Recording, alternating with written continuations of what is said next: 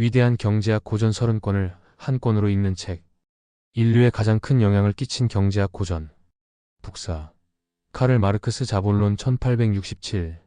인류에 가장 큰 영향을 끼친 책.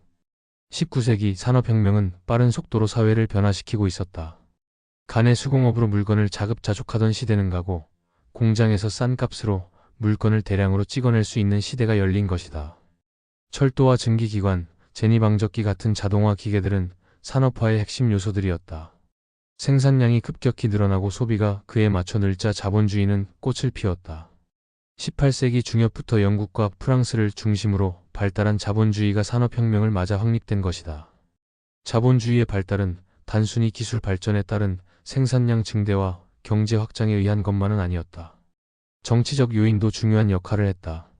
14세기부터 이미 영국 정부는 지주들이 농지를 독점할 수 있게 해주었고, 이 때문에 영세 농민들은 삶의 터전을 잃고 불황자 신세로 전락했다. 이들이 빈민층이 돼 사회 불안을 야기하는 것을 막기 위해 영국 정부는 실업자들을 처벌하는 정책을 꾸준히 펼쳤다. 대표적으로 헨리 8세와 엘리자베스 1세는 실업자들의 귀를 자르는 형벌을 집행했다. 특히 사지가 멀쩡한데도 실업자인 경우에는 교수형에 처하기까지 했다. 이 때문에 집과 땅을 잃고 절박해진 농민들은 생존을 위해 도시로 몰려들어 일자리를 구하기 시작했으며, 한때 자급자족하던 사람들은 이제 노동력을 팔고 임금을 버는 노동자가 됐다. 이렇게 300여 년에 걸쳐 도시화가 진행되던 영국에서 산업혁명을 통한 기술 발전과 자본주의를 통한 노동력 충원은 급격한 경제 성장을 일으켰다. 막대하게 늘어난 생산 역량 덕분에 국부는 유례없이 빠르게 성장했으나, 전성기를 누리는 듯한 외적인 모습 이면에는 빈부격차로 인해 곪아가는 사회가 존재했다. 노동자들은 차마 눈뜨고 볼 수 없는 처참한 환경에서 생활했고, 성인은 물론 여자와 어린 아이들도 공장에서 하루에 12시간 넘게 일했다. 그러면서도 이들의 임금은 겨우 생계를 유지할 수준에 그쳤다. 전염병이 만연한 도시 빈민굴에서 굶주렸으며, 이로 인해 도시 노동자의 평균 수명은 급감했다. 이러한 현실을 마주한 마르크스는 노동자들의 비참한 삶을 목도하고 자본주의가 어떻게 이들을 착취하여 소수를 부자로 만드는지 지적했다. 그리고 많은 이가 산업혁명과 자본주의 이면에 가려진 참상에 공감하자 마르크스는 공산주의 이론을 정립할 필요성을 느끼고 자본론을 저술했다. 자본주의의 모순을 고발하다. 마르크스의 자본론은 지구상에 존재하는 수많은 경제학 서적 중 가장 유명한 책 중 하나일 것이다. 직접 읽어본 사람은 많지 않을지 모르나 책 자체를 모르는 사람은 거의 없을 것이다. 실제로 자본론에 대한 수많은 해석과 요약본도 존재한다. 재미있는 점은 대부분의 요약이나 해설이 해설을 작성한 사람의 견해를 너무 많이 포함한다는 것이다.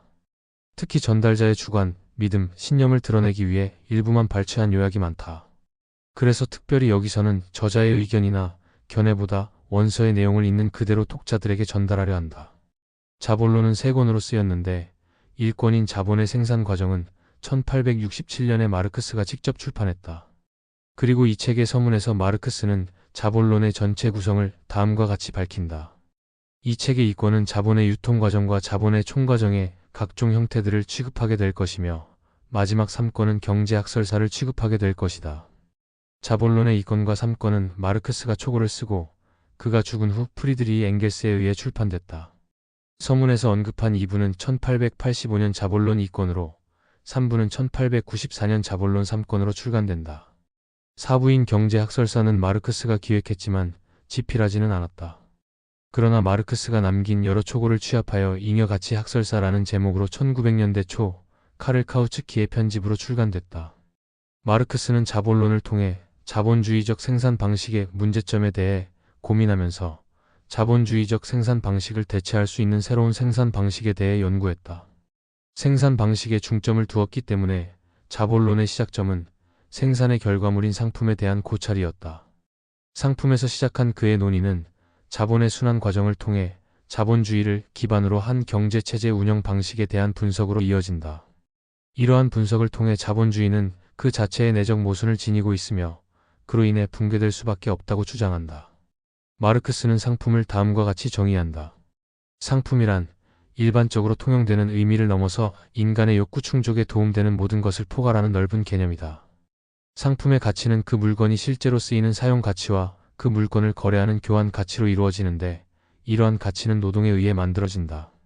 인간은 상품을 물물 교환해왔는데 이 거래 과정을 촉진하기 위해 화폐가 등장했다.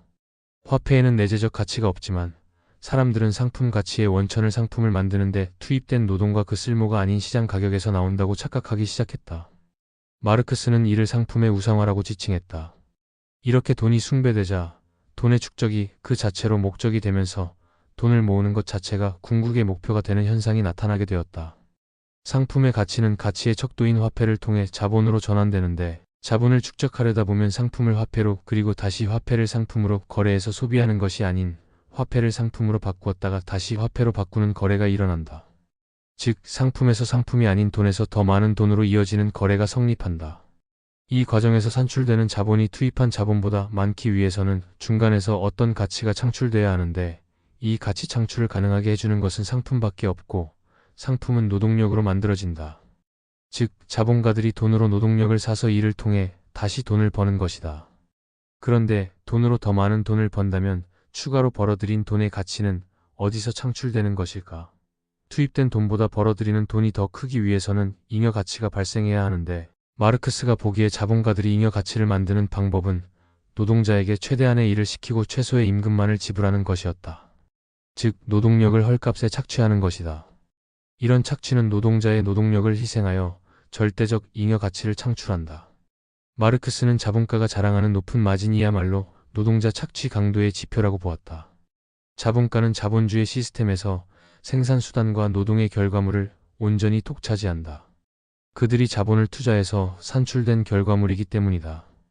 노동자는 상품이 아니라 노동력 자체를 팔기 때문에 거대한 기계의 한 부품에 불과해졌다. 또 기술과 생산 방식의 발전에 따라 기계화를 통해 생산성이 향상되는 과정에서 착취의 강도는 높아지고 자동화 기계는 숙련도를 쌓을 기회를 박탈하여 노동자를 더욱 일회용품으로 전락시킨다. 자본가들의 노동 착취가 일어나고 노동자가 아무리 노력해도 자본주의 시스템의 함정을 벗어날 수 없다. 노동자들이 실제 능력의 대가를 인정받을 수 있는 임금체제란 존재하지 않기 때문이다. 이러한 자본주의의 특성은 자본가가 번 돈을 다시 투자하는 과정을 반복하며 더 많은 부를 축적하면서 강화되는 반면 노동자들은 더 궁핍해지게 한다. 심지어 기술이 발전하면서 필요한 노동자 수가 줄어들면 경제가 팽창함에 따라 임금이 상승해도 노동자 집단은 더 가난해진다. 이렇듯 생산수단도 기술도 없이 일자리를 구하지 못하는 노동자들을 마르크스는 산업예비군이라고 불렀다. 이들은 자본가들이 필요할 때마다 자유롭게 착취할 수 있는 궁핍한 노동자 무리이며 자본주의를 지탱하는 축이 된다. 공산주의 혁명의 토대가 되다. 마르크스가 자본론에서 정립한 공산주의 이론은 20세기 세계 각국에서 전개된 공산주의 혁명의 토대가 된다. 그가 자본론을 출간한 지 100년이 되지 않아 러시아 제국은 공산주의 혁명으로 몰락했으며 그의 후계자들은 마르크스의 이론을 받들어 지금껏 존재한 적 없던 새로운 형태의 국가를 만들어냈다. 마르크스는 공산권에서는 국가와 혁명의 토대를 이룩한 성인으로 추앙받는 한편 자본주의를 발전시킨 서방 세계에서는 폭력을 통한 사회 질서의 붕괴를 설파한다며 비판받았다. 그러나 마르크스는 공산주의를 지지한 경제학적 연구 외에도 계급 갈등 이론 등 사회학적 연구와 철학적 연구 방법론 등 수많은 족적을 남겼다. 이 때문에 소련이 몰락한 21세기에도 인문사회 전공자들은 마르크스를 거치지 않을 수 없게 됐다. 이미 언급했지만 자본론이라는 제목으로 발간되는 서적이나 번역본들은 많은 수가 풍부한 해설과 방대한 주석을 포함한다. 아무래도 오래전에 쓰인 책이다 보니 가독성을 높이기 위한 노력이라고 볼 수도 있겠지만 더 이전에 쓰인 멜서스의 인구론에는 그만큼의 주석이 붙지 않는다. 그만큼 자본론이 훨씬 더 큰 관심을 받았다는 방증일 것이다. 1991년 소련의 붕괴와 함께 찾아온 공산주의의 몰락으로 마르크스의 자본론은 결과적으로 잘못된 서적으로 종종 언급된다. 물론 마르크스의 주장과 소련의 실행 사이에는 큰 차이가 있기에 마르크스의 이론 때문에 공산주의 세계 사람들이 정치 경제적으로 고통받은 것은 아니라는 옹호론도 존재한다. 그리고 자본주의가 충분히 숙성한 국가에서 공산주의가 태동할 것이라는 마르크스의 예상과 달리 자본주의를 경험하지 못한 1917년 차르치아의 러시아 제국에서 공산주의 혁명이 일어났던 것은 자본론으로 설명할 수 없다는 점에서 비판받는다. 그러나 결과적으로 그 주장이 옳고 그름을 떠나 자본론은 우리가 사는 세계를 송두리째 바꾸어 놓은 책임은 틀림이 없다. 이상으로 카를 마르크스 자본론이었습니다.